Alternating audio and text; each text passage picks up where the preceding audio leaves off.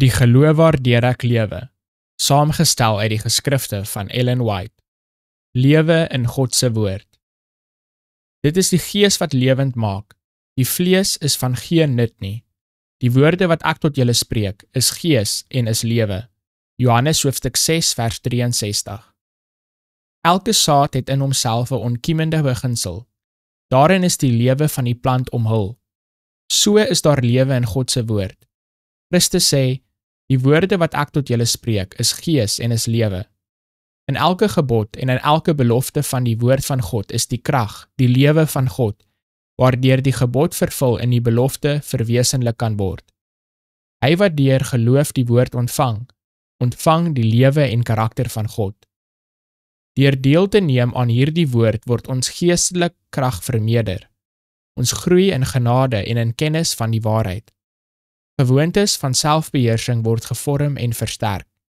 Die swakhede van die kinderjare, irritasie, eiesinnigheid, selfsug, haastige woorde, passievolle dade verdwyn en in hul plek ontwikkel die genade van Christelike manlikheid en vroulikheid. In sy krag het mans en vroue die kettinge van sondige gewoontes verbreek. Hulle het selfsug versaak. Die onheiliges het eerbiedig geword, die dronk mense nugter, die losbandiges rein. Siele wat die gelykenis van Satan gedra het, is na die beeld van God verander. Sal jy aan die goddelike beeld assimileer?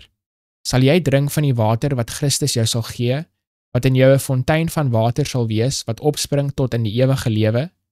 Sal jy vrugte dra tot eer van God? Sal jy ander verkoop? Dan, met 'n hart wat honger is na die brood van die lewe, die woord van God, ondersoek die skrifte en leef van elke woord wat uit die mond van God uitgaan. Jou siel se heiligmaking en geregtigheid sal voortspruit uit geloof in die woord van God, wat lei tot gehoorsaamheid aan sy gebooie. Laat die woord van God vir jou wees, soos die stem van God wat jou onderrig en sê, dit is die weg, wandel daarop.